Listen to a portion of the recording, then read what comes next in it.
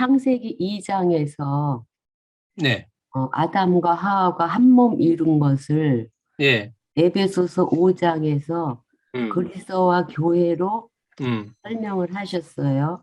예, 예, 그러면 마태복음 16장 음, 18절에서 예, 그리스도의 반석 위에 교회를 세우리니 예, 음부의 권세가 이기지 못한다고 했어요. 예, 예, 그 말씀하고 예, 창세기 3장 네, 15절에 가면 예, 아담과 하와의 저주 내용 중에 예, 내가 너로 여자와 원수가 되게 하고 예, 너의 후손도 여자의 후손과 원수가 되게 하리니 네, 여자의 후손은 내 머리를 상하게 할 것이요 예, 너는 그의 발꿈치를 상하게 할 것이니라 하고의 연관은 지을 수 있나요? 그 연관을 지을 수 있는 게 네. 하나님이 아담에게 이제 심판하러 나타나셨는데 예, 아담 타워 그 선악과 사건에서요. 예, 근데 그 내용을 보면 예, 약속을 파괴하겠다는 내용이 아니라 예, 벌은 벌대로 받지만은 예.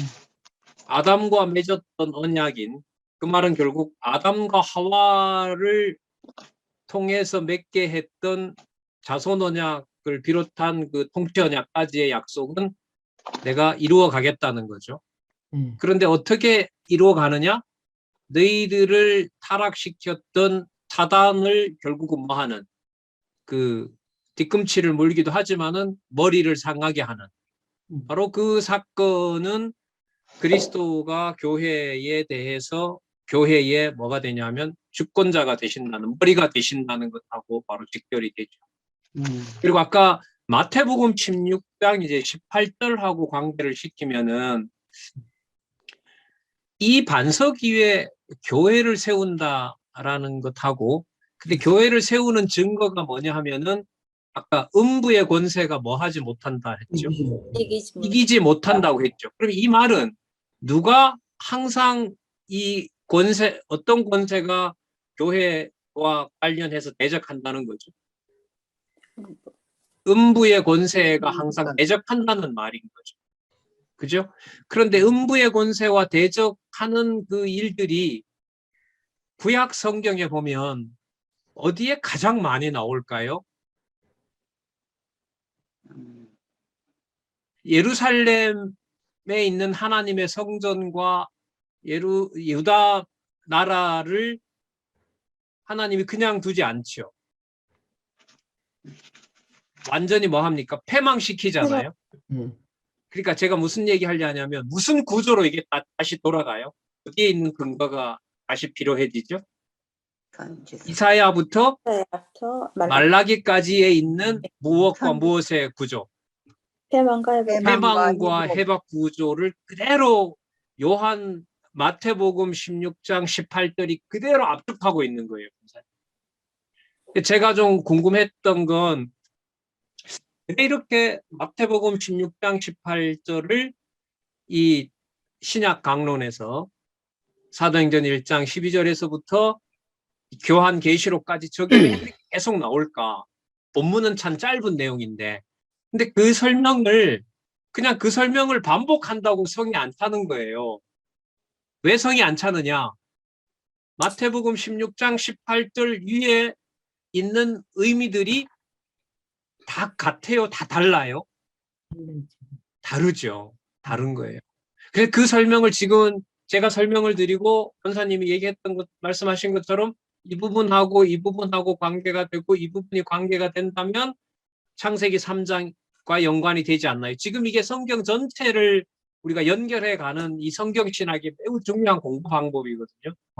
그걸 지금 강론집에서 보여주고 있던 거고 우리는 그 부분에 어떤 부분에 이 부분을 좀 놓치고 있었던 거고 그리고 이걸 좀 집중하자라고 하는 게 이제 제 의도였던 거죠.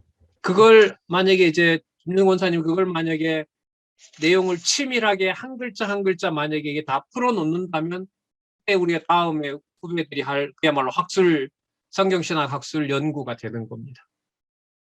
그렇게 하고 이제 이런 자리에서 우리 성경신학 그 MDB 과정이나 석사나 박사는 이런 방식으로 줌에서 공개 토론을 통해서 뭐 패스나 더 공부하라나 이런 방식으로 앞으로 진행될 거거든요. 그렇게 지금 제안을 해놨는데, 자, 그 부분에서 좀 추가 말씀을 드렸습니다. 또 다른 질문이 있습니다. 네. 예. 그 이제 전 시간에 이제 그 떠난다는 그 예. 아브라함 떠나고 이삭 떠나고 야곱 떠나고 이제 그 아담도 떠나게 이렇게 하신다는 거. 떠난다는 예. 그 이제 그 말씀을 이렇게 들을 때 이게 맞는지 예. 틀리는지는 모르겠는데 예. 이제 그 성경 신학의 그 어떤 그 일반적으로 많은 사람들 기독교라든지 전 세계에 그 자유의지 그 문제에 대해서 이제 그 하나님의 영역에 모든 것이 다 들어있기 때문에 자유의지가 없다. 이제 그러면은 이제 여기에서도 이제 그 아담이 에덴 동산을 이제 큰 틀에서는 이제 그 이제 타락 사건이라고는 하지만은 그 분명히 이제 떠나야 되니까 그 이제 떠난다는 걸 많이 강조하고 그랬는데 여기에서도 그 떠난다는 그것이 그 아담이 범죄에서는 떠나지만은 큰 하나님의 관점에서는 이미 벌써 떠날 것을 작정해 놓았기 때문에 그래서 이제 이 자유의지가 아담이 떠나고 안 떠나고의 그 자유의지 그 문제가 저는 이제 이 말씀을 들을 때 떠난다는 그 말을 이렇게 들을 때 부모 곁을 떠나 하면은 그 아담의 부모는 하나님이잖아요. 부모가 없잖아요. 하나님이 부모지. 그래 부모 곁을 떠나 했을 때에 그 에베소서에서 이제 그 사도 바울도 이 구약 말씀을 인용을 하면서 이제 그래서 아하 이게 떠난다는 이것이 자유의지 문제하고 이렇게 연결되는구나. 저는 이제 말씀을 들으면서 이제 그렇게 생각되면서 그전에도 이걸 많이 조금 고민을 했어요. 이 말씀이 이게 떠난다는 이것이 그래서 이제 아브라함도 본토 친척을 떠났고 이삭도 역시 떠났고 야곱도 떠났고 그게 이제 아담하고 이렇게 연결이 되면서 결국에는 이제 예수님도 그 하늘 보좌에서 이제 세상으로 오는 이게 떠나는 그 이야기하고 이제 머리 대신 그리스도 몸된 지체에서 이제 택한 백성들하고 이제 연결을 이렇게 교회하고 연결을 시키잖아요. 그래서 떠난다는 이 말이 나는 이 자유의지 문제하고 이렇게 많이 이렇게 또 생각이 돼서 한번 이야기를 한번 해봤습니다. 그 맞는지 틀리는지. 질문이 제가 잘 이해는 안 되는데 일단 이렇게만 좀 말씀을 드릴게요. 요한복음 1장에서부터 11장 구조의 제목이 뭐냐 하면 예수님께서 천례의 신성을 말하잖아요. 내가 누가 보내서 왔다고 얘기를 하시죠? 아버지. 아버지로부터 보내서 내가 여기에 왔다고 얘기를 하죠. 그러면 창세기부터 어쨌든 계시록까지 사람이 주어가 돼서 예수 그리스도가 오신 것을 요한복음 1장에서부터 11장까지 전부 그걸 하나님이 나를 이 땅에 보내셔서 왔다라는 그 큰 전제를 가지고 봤을 때 아담이든 야곱이든 요합이든 뭐 지금 현재 교회든 계시록까지든 모든 사람 주어로 나와 있는 그 문법의 대전제는 그리스도를 하나님이 작정하신 대로 보냈다라는 그 모든 것 속에 저는 다 들어있다고 보는 겁니다. 예. 자, 제가 그 의도를 제가 잘못 이해했는지 어쩐지 모르겠지만 자기 자신의 의지가 누가 보더라도 모든 힘을 다하여 자기의 어떤 의지를 발산하는 것처럼 보이는 그 현장에서 자, 이게 중요하다고 보는데 성령께서 자기 자신을 포함해서 이 일이 내 의지가 반영되는 이 일이 하나님이 하게 하셨다라고 하는 것을 깨닫게 하는 분은 내가 가진 지식이 아니라 바로 하나님의 주관입니다. 예. 제가 강조하려는 게 그겁니다. 예. 그렇기 때문에 우리가 성경 신학에서 어떤 사람의 의지가 아주 강하게 반영될 때 두 가지 현상으로 나타나죠. 하나님이 하게 하셨다라는 게 믿어지는 사람이 있는가 하면 사람이 저렇게 의지를 부린다라는 것으로 생각들이 갈라지는 거죠. 그 역시도 하나님이 하게 하시는 것이고 하나님이 믿어지도록 하는 역사는 보혜사 성령의 주관. 그래서 우리가 성경신학 개론에서 제일 중요한 네 번째 원리, 성령의 주관. 그렇게 일단 말씀을 드리겠습니다. 우리 그러면은요, 7865에 가서 성령과 말씀에 의한 교회 설립 부분 한번 보도록 하겠습니다. 자, 7865에 나와 있는 요엘 2장 28절에서부터 32절은 우리가 확인했고요. 그 다음에 요한복음 16장 7절에서부터 13절까지 내용도 패망과 회복이라는 요엘의 구조가 그대로 어디에도 반영되어 있다? 요한복음에도 반영되어 있다 확인했습니다. 그러면 예루살렘 교회를 창립한다라는 것 속에도 뭐와 뭐가 분명히 드러날까요? 패망과 회복. 그 다음에 요한복음의 근거로 본다면 죄와 의와 심판 구조가 그대로 드러난다는 게 보여지겠죠. 그러면 성령께서 오셔서 하시는 일이 그리스도가 하신 일처럼 표면적으로 보면 예수님이 화합을 시킵니까? 편을 갈라놓습니까? 편을 갈라놔요. 갈라놓죠. 말씀을 던져놔요. 그러면 반드시 거기에는 무슨 일이 벌어지죠?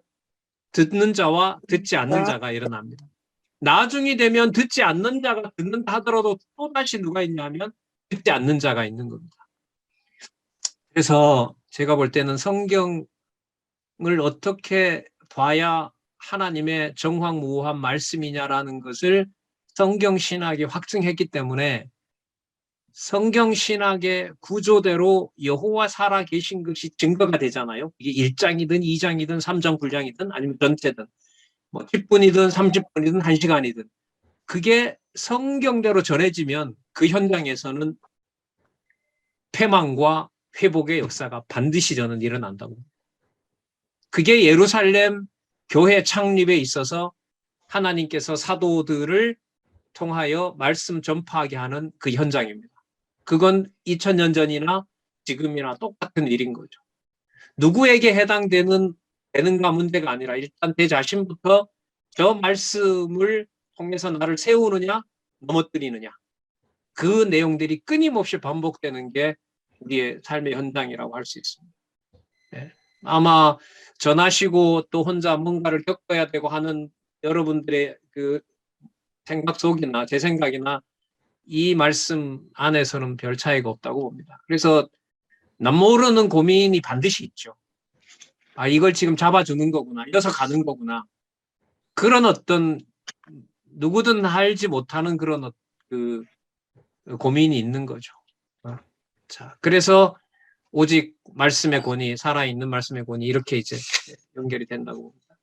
자, 언약대로 성령이 강림한 내용은 7866페이지에 가시면은 7절 사건이 나오죠. 신명기에 있는 근거를 들었습니다. 요 구절도 우리가 좀 낯설기 때문에 일단 한번 좀 보도록 하겠습니다. 성령 강림과 관련해서 신명기 16장 9절 부터 12절까지 김덕중 형제님 혹시 성경 가지고 계시면은 신명기 16장 9절에서부터 12절 나갑니다. 아멘.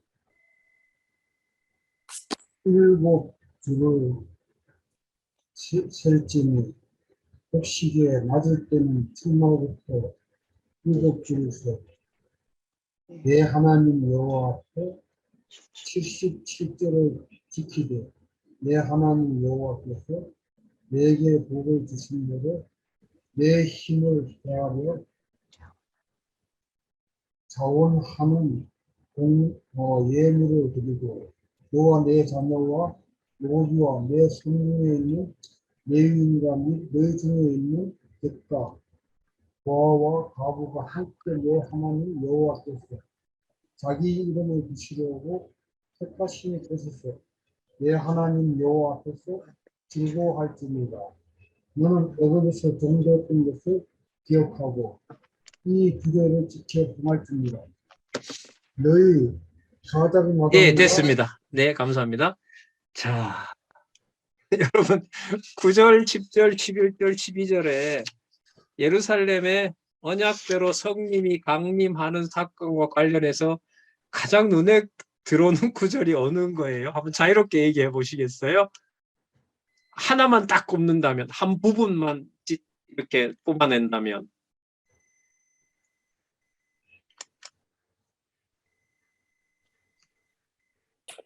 9절 없지요? 없을 것 같아요, 제 생각에. 10절.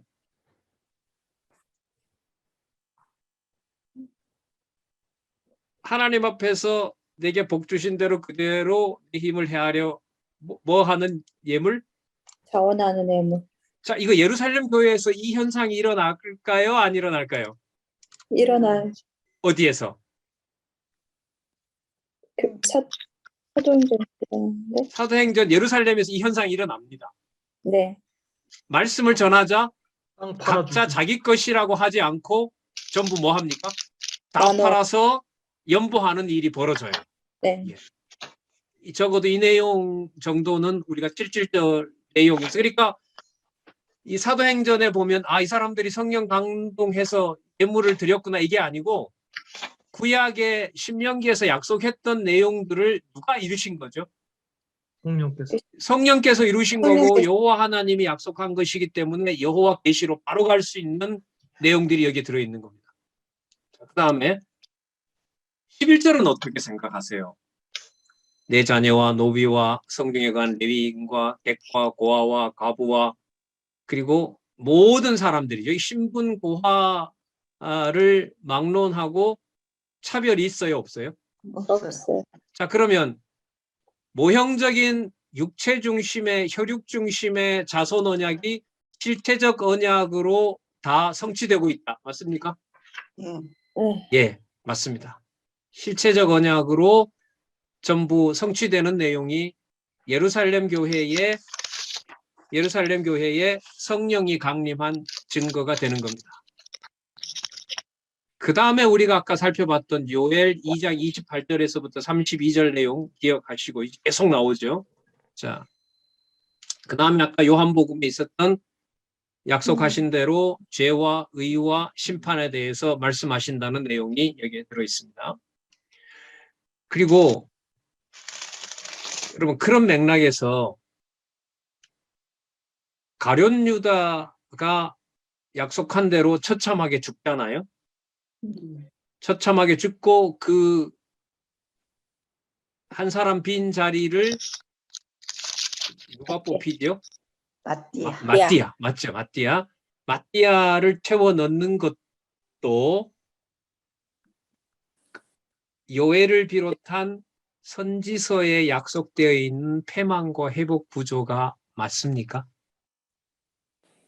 그렇죠. 빈자. 그렇죠. 그렇죠. 네. 그렇죠.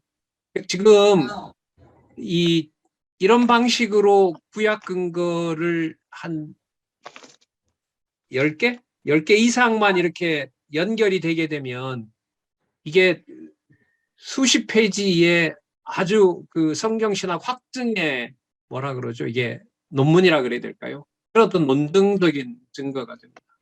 그리고 여러분들 놀라시지 않았나 모르는데 어떻게 이런 구절을 이렇게 연결시켜 놨지? 진짜 이 저자 천재 아니야? 성령이 천재죠. 성령이 천재예요. 이 저자가 성령이 아니어서 박용기 저라고 나와서 지금. 성령 감동하셔서 부인할 수가 없습니다. 성령 감동이라는 거. 이런 구절이 요만큼 요렇게 적어 놓은 것이 어떻게 이런 구절이 이렇게 들어있지?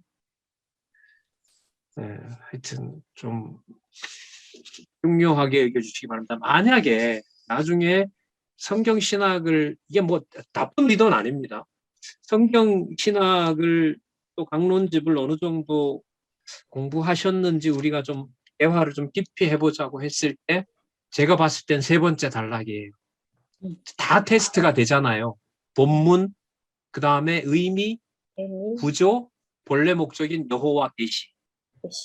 계시. 성경을 읽어 나갈 때 어떤 주어가 눈에 들어오느냐, 어떤 낱말이 눈에 들어오느냐, 이것은 우리 성경 신학에서 성경을 읽어 나가는 데서 매우 중요하거든요. 그러면 성경의 주어가 여호와 하나님이라면 우리가 세상을 살아가거나 여러분들 각자 계신 곳에서 살면서도 눈에 보이고 귀에 들리는 다양한 사건에서도 누구 주어로 간다는 걸 갈 수 있는 근거를 길을 닦아주신 거죠. 여호와 하나님의 존재와 능력 중심으로 가는 길을 닦아준 거거든요. 이런 내용들이 좀 풍부했으면 좋겠다 이런 생각이 더 가겠습니다. 오늘 어쨌든 정해진 시간에서는 일단 좀 마치려고 합니다. 7872에 가시면은 말씀으로 교회를 설립하는 내용. 자, 창세기 1장 28절요. 창세기 1장 28절. 그 다음에 창세기 2장 21절에서부터 24절, 에베소서 5장 32절 아까 다 했던 거고, 마태복음 16장 18절 그 내용도 아까 우리 서로 연관을 다 지었던 것들입니다. 필요하신 분들은 뭐 녹화해서 나중에 또 들어보시고요. 그런데 지금요, 베드로가 요엘 이 부분을 인용한 데 보면 강론 내용에 패망과 회복이 나옵니다. 패망과 회복. 교회 설립은 동시에 그 자리가 무슨 자리가 되냐면 하나님의 선과 악을 심판하는 자리가 돼요. 지방에 다녀보면 교회들이 지금 장안중앙교회도 어쨌든 눈에 봤을 때 현상적으로 이렇게 분리되어 있는데 지방에서 이렇게 계신 분들 얘기 들어보면 4번, 5번 이렇게 교회가 분리되는 일이 벌어지거든요. 자, 왜 저렇게 분리를 시켰을까? 큰 사건의 의미는 하나님 살아계신 증거를 보여준 거거든요. 그럼 어떻게 보여줬냐 하면 그 말씀이 그곳에 떨어지지 않았으면 그런 일이 벌어지지 않아요. 그리고 그 말씀을 통해서 듣다가 1년 후에 간 분이 있고 5년 후에 간 분이 있고 다시 돌아온 분이 있고 아직도 안 돌아온 분이 있고, 그럼 이 모든 것들이 사실상 말씀이 세우고 말씀이 뭐 한다는 거죠? 패망시킨다라는 증거라고. 네. 그러니까 그 사건이 바로 누가 살아계신 증거가 되냐 하면 하나님 살아계신 증거가 된다는 거예요. 그러니까 예루살렘의 교회 설립에서 핍박을 빼놓고는 설명이 안 되잖아요. 그런데 그 핍박이 반드시 일어나야 된다는 게 어디에 약속되어 있습니까? 선지서에 그냥 전체 구조가 그렇게 되어 있다. 그럼 이런 맥락에서 우리가 함께하는 가정교회나 양육교회를 생각해 본 적이 없어요. 그런데 그 진실을 보려면 그 구조 속에서 그걸 보셔야 저는 들어온다고 봐요. 이런 부분들은 앞으로 계속해서 어쨌든 치밀하게 증명을 해가야 되는 문제고 얼마든지 할 수 있다고. 자, 넘어가셔서요. 이제까지 얘기했던 내용에 큰 맥락 하나가 나오네요. 7881페이지에 보면 무엇과 무엇을 통한 말씀 전파가 나오죠. 표적과 핍박을 통한 말씀 전파가 나와요. 자, 표적은 살아계신 그리스도의 능력을 확증해 주신, 살아계신다는 것을 확증해 주는 거고요. 나사렛 예수 이름으로라고 하는 것하고. 그런데 뭐가 일어납니까? 핍박이 일어납니다. 자, 그럼 우리 이제까지 얘기했던 걸 정리해 본다면 핍박은 멸망의 증거가 더 많았습니까? 핍박은 회복의 증거가 더 많았습니까? 우리가 지금까지 얘기했던 것 중에 회복의 증거가 더 많았던 거죠. 네. 자, 그러면 창세기 여기에 보면 9장 11절에서부터 17절 내용은 분명히 엄청난 사람들이 죽은 하나님의 진노가 드러난 사건이거든요. 그런데 지금 이 내용은 17장까지 보면 영원한 언약의 증거로서 뭘 주시는 거죠? 무지개를 준단 말이죠. 네. 그러면 여러분 이게 이해가 참 하기 힘든 게 뭐 많게는 100억이고 적게는 2억이고 뭐 이렇게 하여튼 수억이에요. 수억이 죽은 자와 8명 남겨놓은 사건이 바로 하나님께서 자손 언약을 이루어 나간다라고 우리가 상식적으로 우리 머릿속으로 쉽게 수용이 될까요? 안 돼. 안 되는 건 그럼 그게 수용이 안 되면 무슨 현장도 하나님이 깨닫게 하지 않으면 이해가 안 된다는 걸까요? 교회 설립의 현장도 당연하다고 생각하지만 그게 이해가 안 되는 거예요. 정작 들어가서 고민을 해보면은 그 교회 설립의 현장을 우리가 어디까지 납득하고 있는지가 정리가 잘 안 되더라고요. 뭐 말은 제가 수없이 가정교회를 얘기하라는데 이런 말씀을 읽으면서 좀 생각을 해보면 이 참 백지 상태가 많은 것 같아요. 진짜 하나님께서 그 가치를 보게 해주셔야 가능하다. 자, 그 사건을 우리가 어디서 볼 수 있냐면 열왕기상 17장에서부터 29장까지예요. 다 읽을 수는 없고 좀 바쁘시지만은 우리 개론도 좀 보시면서 설명할게요. 여러분 열왕기 주제가 뭔지 기억나시죠? 열왕기 주제 이탈 왕조의 멸망입니다. 멸망. 자, 그 중에 이 열왕기 구조가 참 희한하게 되어 있는데 제가 좀 말씀을 드려볼게요. 이 열왕기 내용이 5개로 되어 있어요. 첫 번째가 뭐냐면 다윗 왕국이 이탈하는 과정이고 분리되는 과정이고요. 그다음 두 번째가 분리된 왕국이 전부 다 이탈해요. 그래서 두 왕국 모두가 다 타락을 합니다. 타락을 합니다. 그 두 나라가 전부 타락을 하고 그 다음에 북왕조가 먼저 패망하고 남왕국이 결국은 보호받는다고 하지만 바벨론의 포로가 된다는 내용이 바로 열왕기 전체 내용입니다. 지금 여기 17장부터 19장은 제가 제목만 읽어드릴까요? 17장 사르밧 과부에게 표적. 그러니까 엘리야가 사르밧 과부의 죽은 아들을 살리는 내용이 나오거든요. 자, 표적이죠. 그 다음에 18장은 뭐냐면 부패한 아담에게 표적. 잘 아시는 대로 그 바알 선지자들과 대결해서 이기는 내용입니다. 자, 그러면 사르밧 과부에게 보여준 표적과 부패한 아합의 선지자들과 싸워서 승리하는 내용은 그 열왕기에 많이 반복되는 낱말 하나가 있는데 하나님의 사람이라는 게 혹시 기억이 나세요? 왜 그렇게 했느냐? 대머리라고 놀리니까 사자가 와서 곰이 와서 물어 죽여버렸잖아요. 왜 물어 죽였냐 하면 누구를 놀렸기 때문에. 하나님의 선지자. 그렇죠. 하나님의 사람. 하나님의 사람을 놀렸기 때문인 거예요. 그러니까 그 선지자를 누가 보냈다는 증거죠. 하나님이 보냈다는 증거예요. 그래서 그 열왕기를 이해하는데 중요한 개념 중에 하나가 하나님의 사람이라는 것을 강조하고 있다는 겁니다. 그럼 하나님의 사람으로 확증이 됐으면 그 하나님의 사람을 통해서 능력을 드러내고 그 능력을 통해서 뭐 북왕조를 그 보는 앞에서 패망시키고 이러면 좋은데 19장에 보면 무슨 사건이 나오냐면 엘리야 선지자가 도망을 가게 합니다.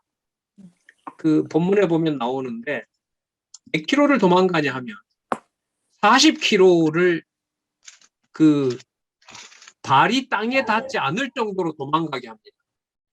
그리고 호렙산에 도착해서 엘리야가 뭐라 그러냐면 그만하고 절 죽이시죠 하나님 이렇게 얘기합니다. 그래서 기절하죠. 그런데 하나님이 누굴 보내냐 하면 천사를 보내서 툭툭 치면서 먹을 걸 2번이나 줍니다. 그러니까 네 맘대로 못 죽는다라는 게 하나님의 사람이라는 것하고 관계돼요 안 돼요? 돼요. 되죠. 그러니까 누구 맘대로 못 죽어요. 그러니까 누구의 사람이 맞아요. 자기 마음대로 못 죽어요. 왜냐하면 누구의 사람이니까? 하나님의 사람이기 때문에. 이게 지금 표적이거든요. 여러분 이것하고 예루살렘 교회가 사도들이 표적을 보여주고 핍박을 받는 것하고 관계가 있습니까? 누가 좀 설명을 해보세요. 엘리야에게 이렇게 했던 것처럼 그 약속대로 여기 기록한 대로 예루살렘 교회가 사도들로 하여금 표적도 행하면서 핍박도 당하게 했습니다. 누가 한번 얘기해 보세요.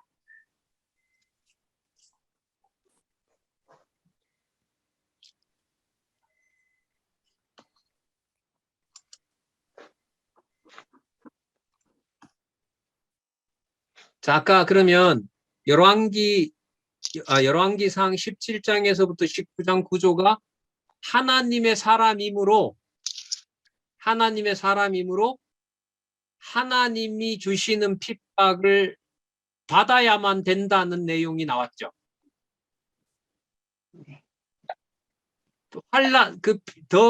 이세벨에게 더 이상 쫓겨가고 싶지 않으니까 엘리야가 뭐 해달라고 그래요? 죽여달라 그러죠. 그런데 자기 마음대로 죽을 수가 있어요? 없어요? 없어요. 누가 살려놓은 거죠? 하나님이 살려놓았습니다. 왜 살려놓았을까요? 열왕기 전체와 연관을 시키면은 약속한 대로 북왕조가 먼저 패망하고 남쪽 유다도 이탈했기 때문에 패망한다라는 것을 선지자들에게 약속한 대로 그대로 이루어진다는 것을 보여줘야 돼요. 그리고 내가 정한 대로 내 방식대로 이스라엘 왕조를 패망시킨다는 걸 엘리야에게 보여줘야 되기 때문에 엘리야의 몸이 피곤하든 피곤하지 않건 자기가 잘 견디건 못 견디건 하고 관계가 있어요, 없어요? 없어요. 없어요. 그야말로 하나님의 일방적인 특권에 의해서 주는 고난은 뭐 할 수밖에 없어요? 받아야만 돼요. 그런데 여러분 지금 이 얘기가 누구에게 그대로 이루어져요? 그리스도에게. 맞습니다. 여기서는 그리스도를 잡아야 돼요. 그리스도는 범죄하지는 않지만은 그리스도가 아버지 앞에 순종하는 것은 자기에게 정해진 모든 핍박을 아버지가 주시는 것으로 그대로 뭐 할 수밖에 없어요. 받을 수밖에 없어요. 받게 하신 거죠. 마찬가지로 예루살렘 교회의 사도들이 표적을 통해서 그리스도의 사도가 맞다는 것이 증명되면서 구약의 언약된 바가 핍박을 피하는 것이 아니라 핍박을 반드시 뭐 해야 되기 때문에 받아야만 되기 때문에 그러므로 예루살렘의 사도들은 복음을 전하고 표적을 일으켰지만 그러므로 반드시 뭘 받아야 된다? 핍박을 받아야 된다. 그 근거가 아주 구조적으로 선명하게 나온 것이 어디다? 열왕기상 17장, 18장, 19장이다. 이런 구절을 어떻게 뽑아내냐고요, 진짜. 진짜. 진짜. 내가 이 집사학원부터 이제 서울에 와서 교정을 봤는데, 교정을 제가 보는 방식이 뭐냐 하면요. 세 번째 단락은 이 구절이 나오는지만 확인해놓고 덮어놔요. 이것 붙들고 있다가는 이게 교정을 못 봐요. 이게 550페이지가. 일단은 세 번째 단락은 놔두고 나머지 부분부터 먼저 교정을 봐요. 놔둬요. 그리고 빨리 보고 세 번째 단락으로 들어와서 여기로 보면 두 번째 단락이죠. 두 번째 신구약 근거에 와서 이 부분이 본문 맞는지는 확인했으니까. 근데 이걸 여기다 왜 인용했지? 또 너무 많이 물으면 또 이제 안 되니까 이해가 내 선에선 되지 않았다고 생각했던 것들을 저자한테 여쭤본 거죠. 하도 이제 그렇게 자꾸 물으니까 왜 이 구절 안 쓰고 이 구절 쓰셨어요? 라고 이렇게 얘기하니까 뭐 몇 번 말씀드렸지만 나는 거기에다가 전부 그냥 신약에 가면 창세기부터 말라기까지 그리고 구약에는 마태복음부터 계시록까지 나 그래 쓰고 싶다고. 거기서 제가 힌트를 얻은 게 한 구절을 제시한다고 해서 전체 맥락을 놓으면 안 되는 거구나. 이제 그걸 저는 이제 확인을 한 거죠. 그리고 이제 오늘 이 시간까지 올 때까지 이게 구조나 내용이 바탕이 안 되면 이 신구약의 상호 근거는요, 하면 끄떡여도 이게 자기가 하려고 하면 잘 안 되고 크게 이게 영향가가 없어요. 그러니까 이거는 구조와 뭐가 바탕이 돼야 되냐면 성경 본문의 바탕이 돼야 돼요. 근데 우리 아까 성경 본문을 찾아보니까 실제로 이 의미에 맞는 내용들이 전부 다 나왔어요? 안 나왔어요? 다 나왔죠. 나왔고 또한 우리가 어떻게 했어요? 서로 연결을 시켰죠. 지금 이 열왕기상 17장에서부터 19장의 구조, 표적을 보여줬지만 피신한 사건은 하나님의 사람임을 입증했고 하나님의 아들로 온 그리스도를 확증했고 그가 하나님의 아들인 것을 표적을 통해서 확증해 주시고 구약의 언약된 대로 이분이 예루살렘이 불타는 것처럼 뭘 당해야만 된다? 핍박을 그 길을 누가 간다? 교회가 간다. 제가 이게 딱 들어왔을 때 야, 이 대한민국 150년 기독교 역사는 어느 세계 2000년 교회사보다 더 압축적으로 보여준다. 왜 그렇게 조선이 망하고 여기 오고 망한 2년 후에 총회가 서고 이제 교회에서 강의 제가 할 거거든요. 지금 자료를 모으고 있는데 이 성경 개론에 있는 이 구조가 없으면은 그냥 교회 사는 순교나 이런 거 볼 때 다 빨려 들어가요. 여호와 계시를 찾아내기가 어렵더라고요. 그래서 이제 이 지금 열왕기상 17장에서부터 19장과 같은 이런 구조들이 앞으로 이제 공부해 가실 때 분량 보다가는 이런 부분도 이제 구조거든요. 그 맥락에서 그 달려 있는 제목들 여기 보면 표적과 피신이거든요. 표적과 피신이에요. 좀 더 넓게 보면 남북의 타락 상태를 계시하고자 표적과 피신을 하나님의 사람이 와서 증명하도록 하는 거죠. 알려주는 내용이거든요. 그 다음에 7, 8, 8위에 가면 그 열왕기상 내용이 또 나옵니다. 열왕기상 17장에서부터 19장까지 내용이 나오고요. 그 다음에 마태복음 10장 1절, 누가복음 9장 2절은 이거 표적과 관련해서 약속한 부분이고, 그 다음에 요한복음 14장 12절은 그리스도보다 더 많은 표적을 일으킨다고 했죠. 베드로가 강론했을 때 3,000명, 5,000명 들어오잖아요. 예수님도 그런 강론 못 하셨거든요. 성령이 임하셔서 베드로가 강론했을 때 그 말씀을 듣고 그 앞에서 회개하는 역사가 일어난 일은 그 예수님이 뭐 물고기 뭐 하기 전에 귀하게 여길 뿐이었어요. 근데 지금 이 사도들은 예수님이 맞는 매를 맞고도 또 베드로는 사도 바울 같은 경우에 죽은 것처럼 보이는데 또 살아나게 됐고 죽은 자 같으나 뭐 살아났고 그런 일들이 이미 약속이 된 거죠. 그러니까 예수님이 왔을 때 했던 것보다 어떤 부분에서는 예수님보다 더 놀라는 일들이 누구를 통하여? 사도들을 통하여 일어난다는 게 요한복음 14장 12절의 약속이라고 할 수 있습니다. 이것은 이제 사도행전 1장 8절에 근거를 두고 있다. 이거 전부 다 연관이 되는 겁니다. 다음 7888에 보시면은 핍박으로 말씀이 전파되는 내용 를 보시면은요. 7889에 보세요. 열왕기상 19장 1절에서부터 8절. 네, 열왕기상 8장 1절에서부터 8절까지 보면은 이 내용이 뭐냐 하면 앞부분에도 나왔지만은 도망을 가서 이제 기진백진하고 저 좀 그만 살겠습니다라고 하죠. 10장 4절 제가 읽어볼게요. 스스로 광야로 들어가 하룻길쯤 행하고 한 로뎀나무 아래 앉아서 죽기를 구하여 가로되 여호와여 넉넉하오니 지금 내 생명을 치어옵소서. 나는 내 열조보다 낫지 못하나이다. 내가 뭐 그렇게 위대하다고 나를 이렇게까지 합니까? 그러니까 절 그냥 죽여주세요라고 이렇게 하죠. 근데 19절에 보면 자고 있는데 천사가 와서 어루만지고 먹으라라고 얘기합니다. 그리고 머리맡에 먹을 걸 두고 갔고요. 그리고 먹고 또 다시 누웠어요. 7절에 보면 다시 또 와서 어루만지면서 일으켜 세웁니다.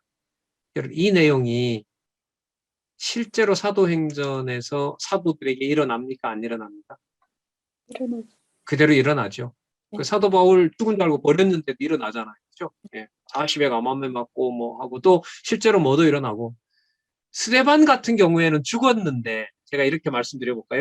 스데반은 죽었는데 안 죽었어요. 맞아요? 자다라. 잤어요? 그 스데반이 죽을 때 보면 사도 스데반이 죽을 때 뭘 보고 죽지요? 몸은 죽는데 뭘 예수님. 봅니까? 하나님의 우편에 하나님, 그렇죠. 하나님 우편에 그리스도가 서신 걸 본다. 그리고 돌에 맞아 죽어요. 그러면 몸은 죽었는데 뭐 했다고 할 수가 없죠. 죽었다고 할 수 없고 요한복음의 주제처럼 어디로 간 거죠? 천매. 그렇죠. 하나님 귀천이 나라. 아니라 천례가 아니라 뭐 한 겁니까? 귀천한 사건이 귀천. 일어난 거예요. 누구에게? 스데반에게 그 일이 일어난 거예요. 그럼 이런 부분은요. 성경 본문을 볼 때 눈이 확 떠져요. 왜 이런 기록이 나왔을까? 그리고 지금 여기에 열왕기상에 있는 이 하나님의 사람 엘리야를 자기 마음대로 자기가 원한다고 죽이질 않아요. 죽이지만 죽었다라고 할 수가 없는 그 부활의 어떤 신비한 사건, 부활하신 그리스도의 능력이 드러난다고.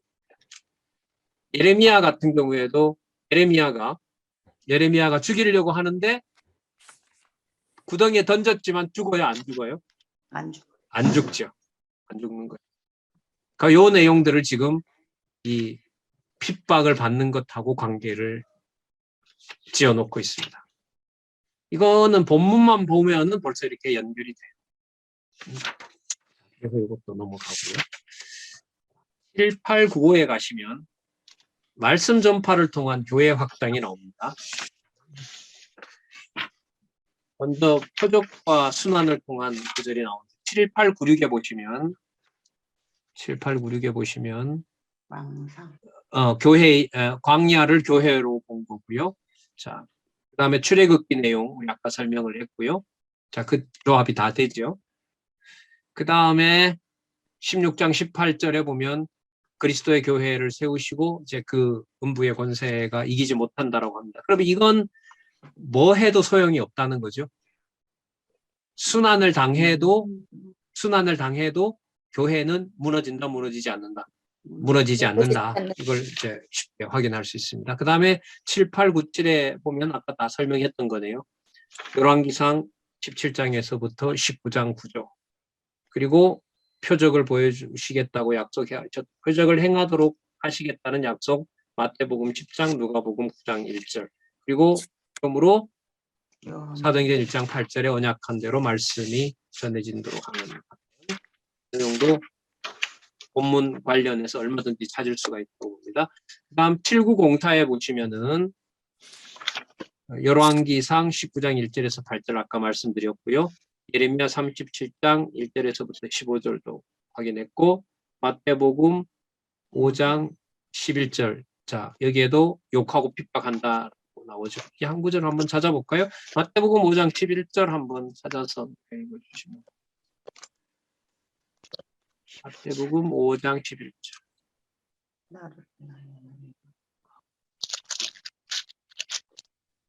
나를 인하여 너희를 욕하고 핍박하고 거짓으로 너희를 거스려 모든 악한 말을 할 때에는 너희에게 복이 있나니. 네, 감사합니다.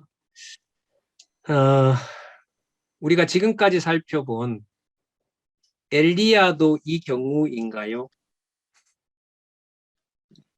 엘리야가 누구한테 핍박을 받죠? 아합과 이세벨에게 핍박을 받잖아요. 네. 그런데 그 엘리야가 복을 받은 건가요? 복이 있다고 했으니까 이제.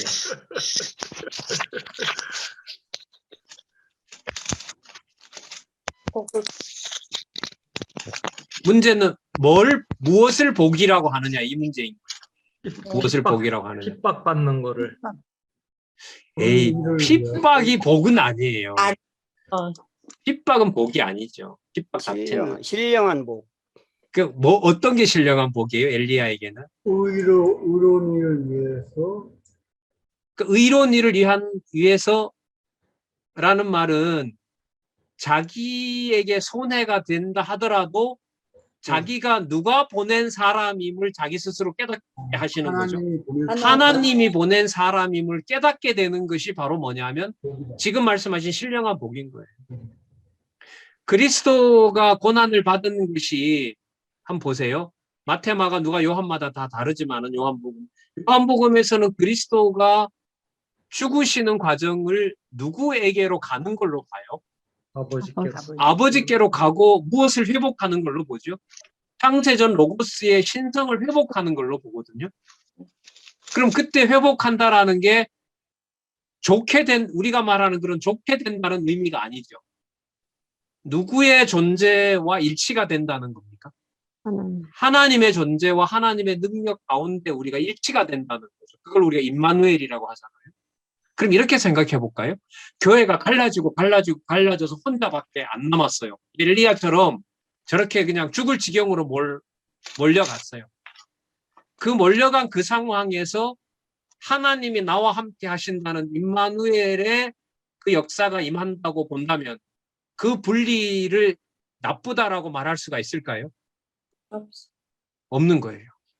여러분, 그리스도가 그 유대인들이 너 증인되라 그러니까 율법에 말하는 증인은 외부 사람을 한 사람 더 데려와야 되거든요. 근데 예수님은 뭐라 그러죠? 누구 데려왔어요? 한 명 더 있다 그랬어요. 한 명 더 있다 그랬어요. 어디에 있다고 그랬죠? 자기 속에 있대요. 자기 속에. 누가 증거한다 그러죠? 네, 아버지가. 아버지가 자기 증인이라는 거예요. 그런 논리가 어디 있어요? 그런데 이게 무엇의 근거냐 하면 임마누엘의 근거인 거예요. 사실 이 강좌를 제가 그 지방에 이렇게 소수에 있는 분들이 많이 오기를 기대하면서 제가 문자도 보내고 이렇게 알려드렸거든요. 좀 오시라고. 이런 얘기 하고 싶어서 교회 설립과 관련해서. 혼자 있는다라는 비밀이 결국은 오늘 살펴봤을 때 쫓겨가서 혼자 있잖아요. 그게 혼자 버려진 게 아니라 하나님이 뭐 한다는 거예요? 함께 한다는 거예요. 그러니까 너 혼자라고 말을 못 한다는 거죠. 그럼 혼자가 아니라면 두세 사람이 함께 한 곳에 나와 함께 하겠다고 했으므로 뭐가 여전히 설립되어 있고 보존되는 거죠. 하나님의 교회가 설립되어 있고 보존되는 거라는 거예요. 그래서 이 고린도전서가 참 묘합니다. 갈라놓고 또 갈라놓고 또 갈라놓고 혼잡하게 하고 혼동스럽게 하는 건데 하나님 기준으로 보면 그게 고린도전서의 제목이 뭡니까? 두 가지. 하나님 기준으로 봤을 땐 그게 뭐와 뭡니까? 고린도전서. 단합과 일치인 거예요. 단합과 일치. 이것하고 다 관계가 돼요. 그래서 누구보다도 혼자 이렇게 가정교회 하시는 지방에 있는 우리 대부분 다 선배들이신데 이제 그분들이 진짜 성경 신학이 없으면 대안이 없다를 넘어서 이런 엄청난 사건이 비록 혼자지만 나에게 일어났는가라는 데서 좀 크게 이렇게 좀 생각이 확 넓어졌으면 좋겠다. 이제 이런 바람이 있습니다.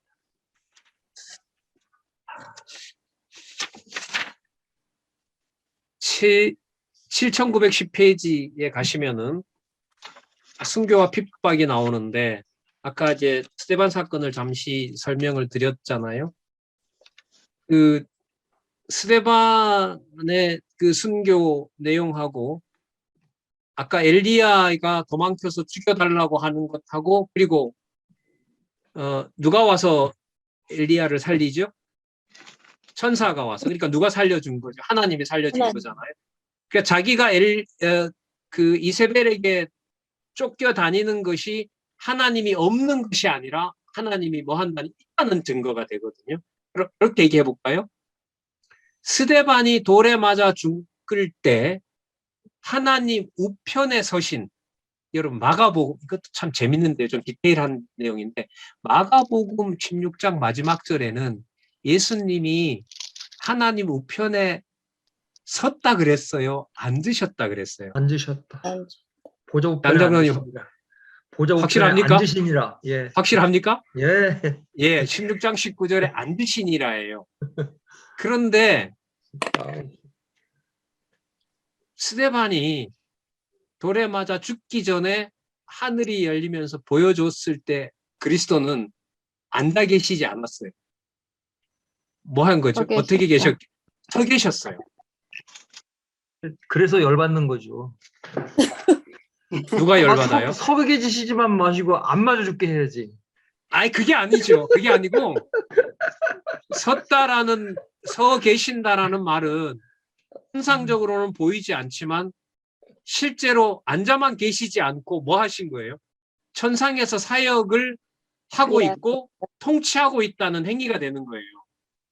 너무 좀 디테일해서 그런데 어쨌든 맞아 죽는 순교하는 스데반의 눈에는 분명히 그리스도는 건장하게 만왕의 왕으로서 아버지의 보좌의 통치자이신 거예요. 그러면은 핍박이라고 하는 것을 이쯤 오면 교회 설립과 관련해서 본다면은 우리 기준으로 나쁜 일이다, 부정적인 일이다라는 말조차도 함부로 할 수가 없게 만들어 놓습니다.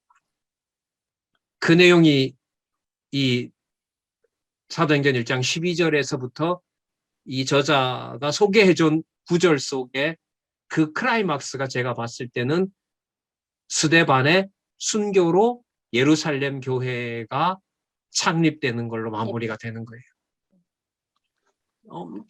너무너무 놀라운 이 구조라고 저는 생각을 합니다.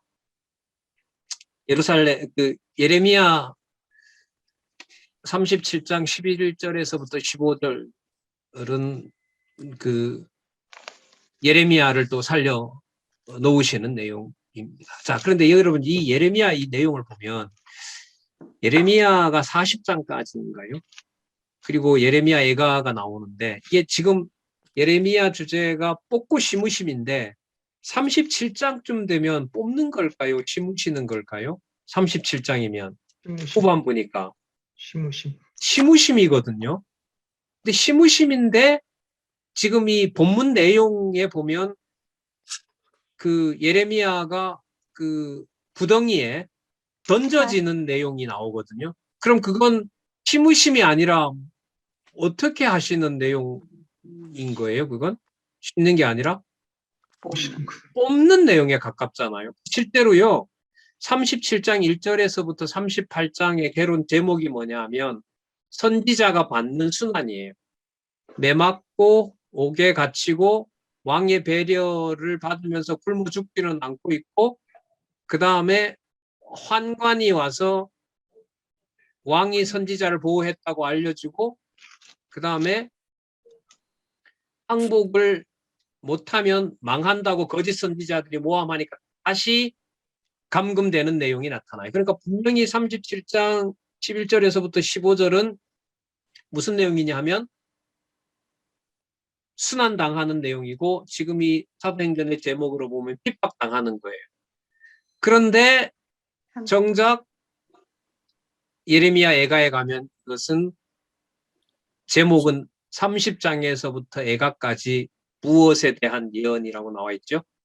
심으심에 대한 심음에 대한 예언이라고 나와 있습니다. 심음에 대한. 그럼 우리가 지금까지 예루살렘 교회와 관련된 구약 근거들이 심으심과 뽑으심이라는 이 대조되는 내용들이 우리 기준으로 얘기할 수 있는 그런 구조가 아니었다는 걸 우리가 확인했잖아요. 지금 여기 있는 내용도 보면 그런 구조를 가지고 있어요. 내용은 무슨 내용인데? 뽑으시면 내용인데 뽑으시는 내용인데 전체적인 의미로 보면 교회가 설립되는 것처럼 심으시는 내용과 관계가 됩니다. 자, 그 내용이 이제 약속되어 있다고 마태복음에도 나와 있고 요한복음에도 나와 있습니다. 자, 다음에요. 마지막 부분인데요. 7924에 가시면 핍박으로 흩어져 전파하는 내용이 나오는데 이건 아까 반복됐던 겁니다. 열왕기상 19장 1절에서부터 8절 아까 죽을 지경까지 핍박을 당해야만 된다. 그래야만 예루살렘의 하나님의 교회는 예루살렘은 다시 회복된다. 이건 이제 열왕기 전체 내용하고 관계가 됩니다. 역대기까지 가는 내용이라고 할 수 있겠죠. 그다음에 예레미야 내용도 마찬가지고요. 받는 순환이 바로 하나님의 나라가 아니면 회복되는 나라가 준비되고 있는 거죠. 오늘 뭐 더 길게는 말씀 못 드립니다만은 예레미야 애가 내용이 뽑음이 아니라 무슨 내용이라는 거? 심음이라는 내용이라는 것은 어디에도 이런 해석은 없을 겁니다. 저도 두근두근 하면서 읽었는데 말씀드렸지만 5장에 가야, 예레미야 5장에 가야 바로 심으심에 대한 내용이 하늘에서 심어놨다는 걸로 드러납니다. 그럼 이게 뭐하고 맞아요? 지금 애가 안 나왔지만 연결은 할 수 있다고 봐요. 돌에 맞아 죽는 스데반이 죽는 것이 아니라 누구 품으로 가는 사건이다. 일어서서 누구를 맞을 준비를 하는, 스데반을 맞을 준비를 하고 있는 바로 그 사건이다. 이렇게 연관이 되겠죠. 그게 엘리야하고도 관계되고 또 누구였습니까? 예레미야하고도 관계가 되고 그 내용이 이제 8장까지. 예. 문이 지났습니다. 하지만 질문은 안 하실 때까지 받겠습니다. 10분 이상은 안 하겠습니다. 유익한 방법이 있으면 더 알려주시고요. 뭐 이런 방법으로 더 해주시면 좋겠다고 하고, 좀 아시고 설명이 더 필요한 부분이 있다고 하시면은 제가 듣고 말씀드릴 수 있는 건 말씀드리고, 제가 준비해서 말씀드려야 된 거라면은 다음에 말씀드리겠습니다. 와, 저녁 시간이 더 많아. 한 3배 돼. 3배로 더 많아요. 정 선생님 들어오셨네요. 아닌가? 전화번호가.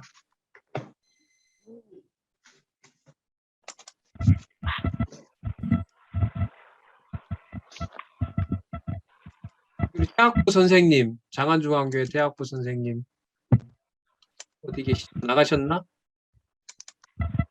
여기 있어요. 안녕하세요. 인사 좀 할게요. 아유, 진짜 잘 계셨어요? 안녕하세요. 네, 반갑습니다. 반갑습니다. 진짜 반갑습니다. 옆에 누가 들어올라 그런다. 누구지? 뒤에 아니요. 선생님, 신선생님 뒤에 얼굴 빠끔 내밀었는데.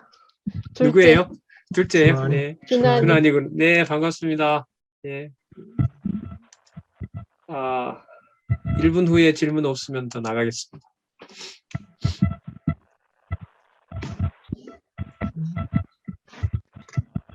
질문 있습니다. 네, 그 본문에 보면 네, 그 표적이 있고 그 다음에 핍박.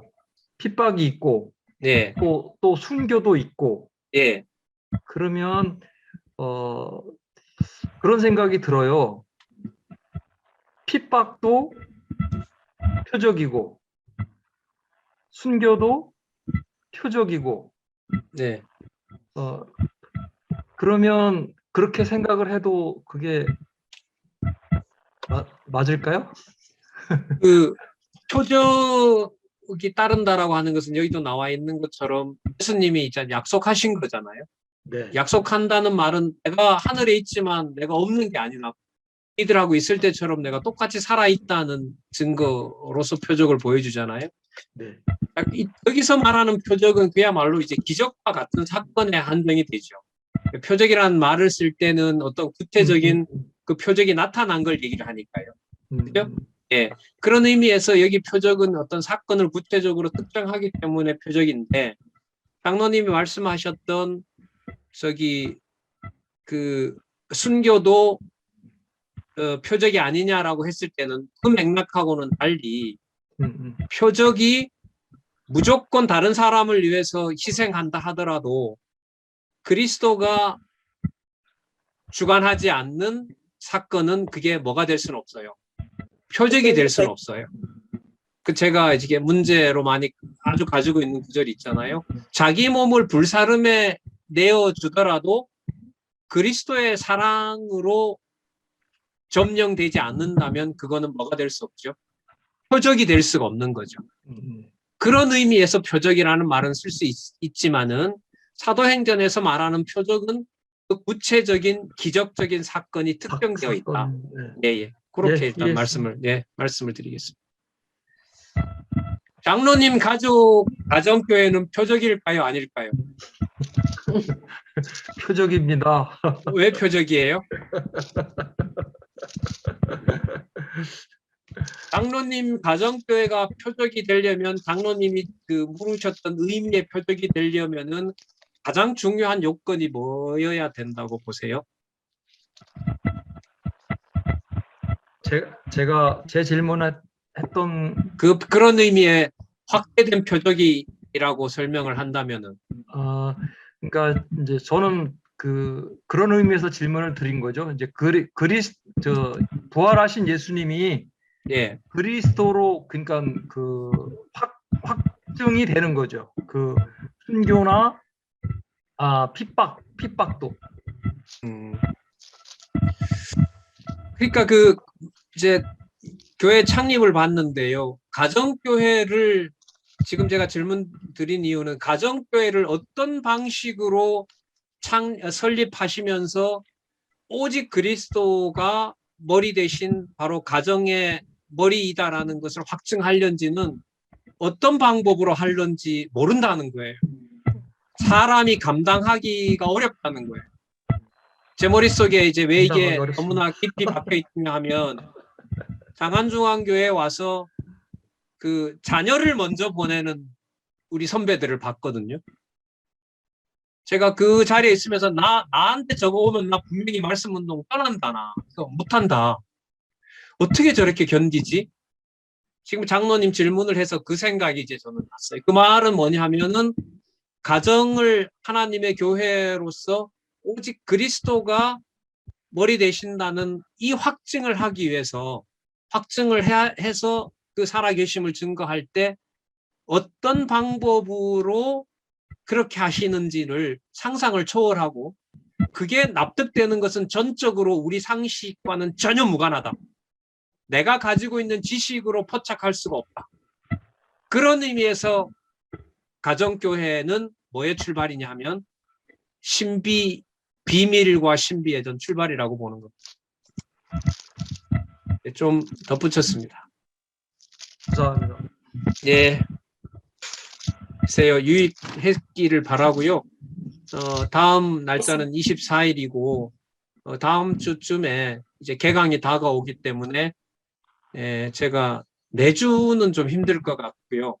2주에 오전 오후로 해서 한 달에 그 화요 강좌와 주일 강좌 그리고 또 확대하면은 글쎄 제가 그 원로 강의하신 것까지 제가 준비해서 이렇게 안내를 할지까지는 모르겠는데 어쨌든 할 수 있다면은요. 어쨌든 제가 강의한 부분에 대해서는 6월달 개강하면서 시간을 어쨌든 아침 오전과 저녁은 픽스하겠습니다.